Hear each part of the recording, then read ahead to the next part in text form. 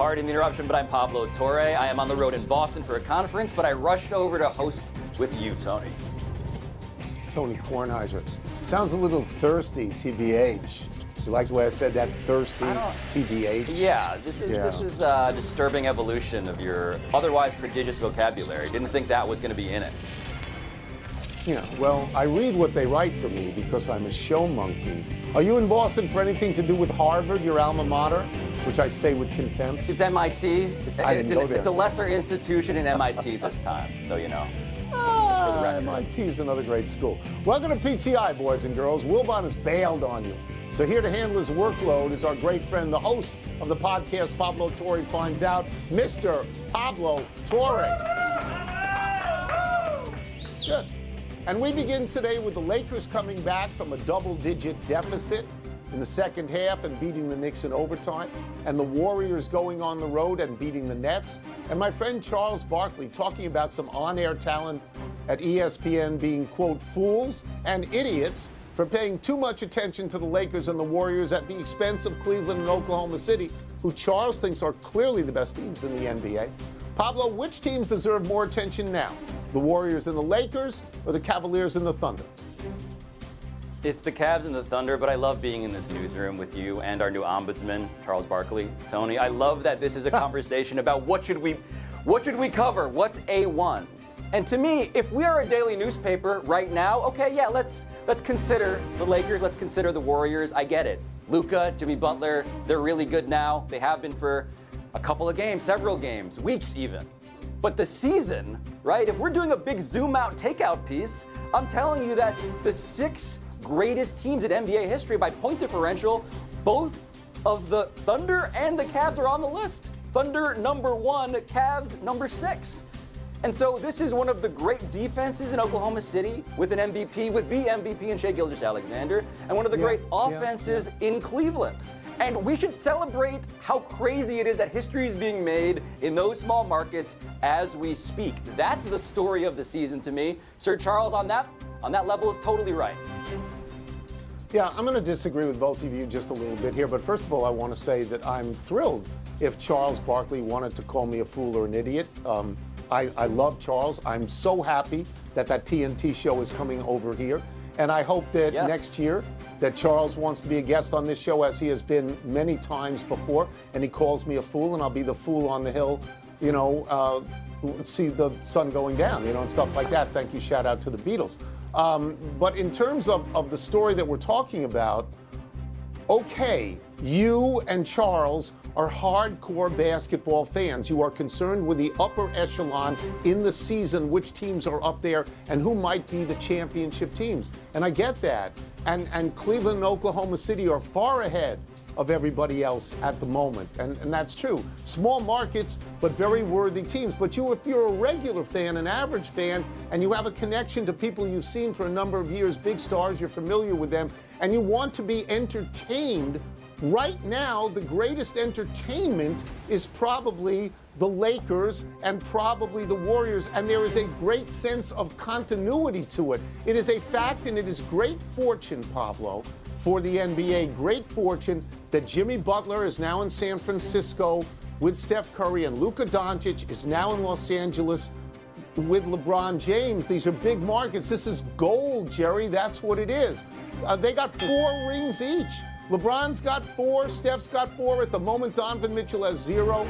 Shai Gilgeous-Alexander has 0. In due time, maybe. But I'm suggesting to you that right now, if you're in the NBA office, you are thrilled that it's the Warriors and the Lakers again, and they're relevant playoff teams, and they are higher up on the NBA scale, even in that office, than the guys on the top of the mountain, Cleveland and Oklahoma City. It's an incredible thing that the NBA went from how do we follow up LeBron and Steph? Well, let's give LeBron Luka, let's give Steph Jimmy Butler, right? Like the whole the magic formula of NBA attention has been superstars, controversy, and rings. My only concern is that we do to these teams in Cleveland, Oklahoma City, a version of what we did to the 73-9 Warriors, which is to say, if they don't win a ring, we're going to discard them.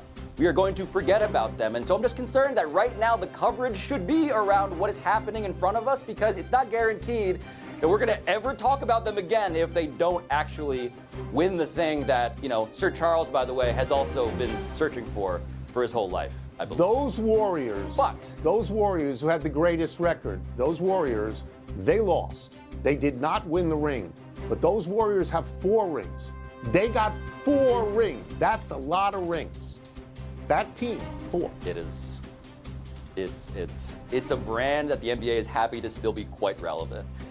But Mark Cuban, Tony, I want to move to this story. He gave his first detailed public comments on the Luka trade, as referenced, to WFAA.